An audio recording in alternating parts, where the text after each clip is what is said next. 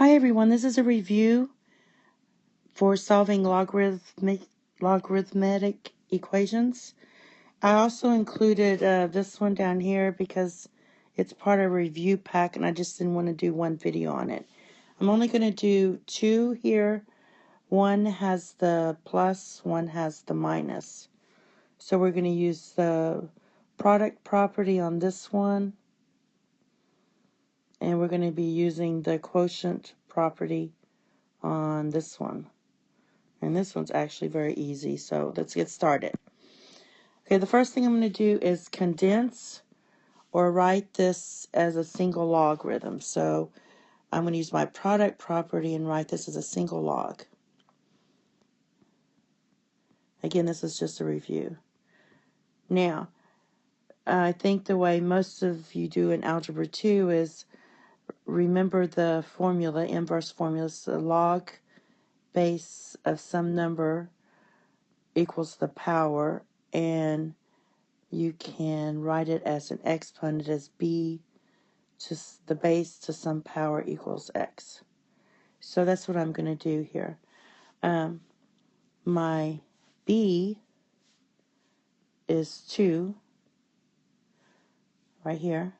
My power or exponent is 2, and my value is this.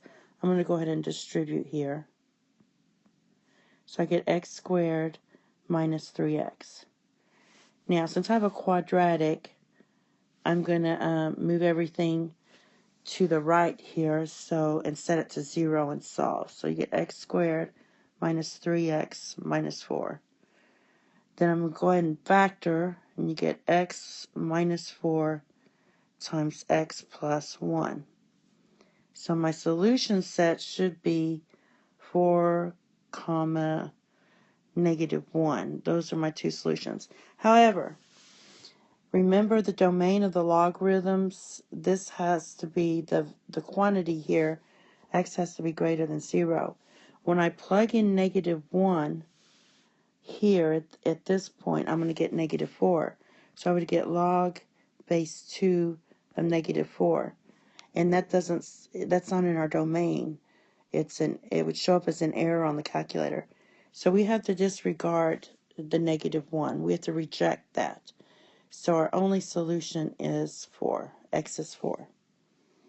Okay, the next one is the same kind of thing. I'm going to write as a single logarithm, but I'm going to use the quotient property, and this is a division.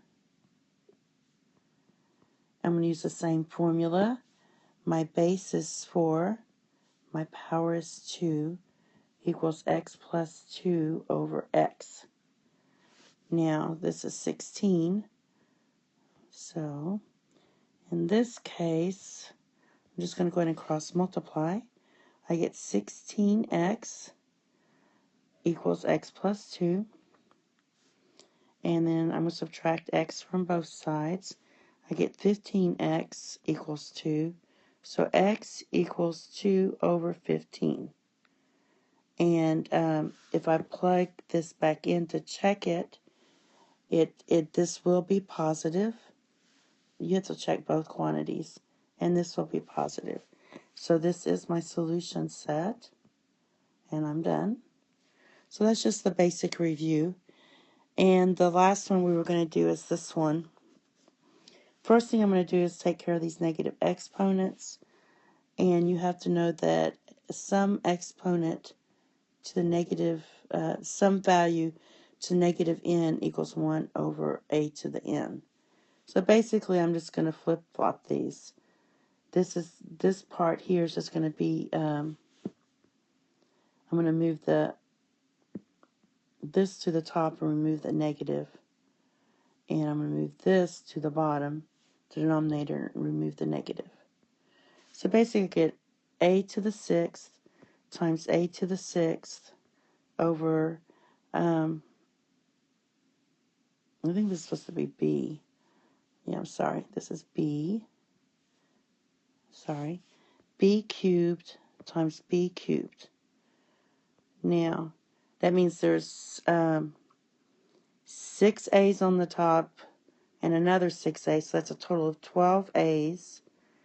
And in the denominator, we have 3 B's here and 3 more here. That's a total of 6 B's. I don't want to keep writing A, so 6 B's. You should have no negative exponents, but on the sheet I'm seeing here, they write it as this way. Not really the good way to write it, but that's what they wrote. Okay, that's all of that, and I hope you all have a very nice day. Thank you. Bye-bye.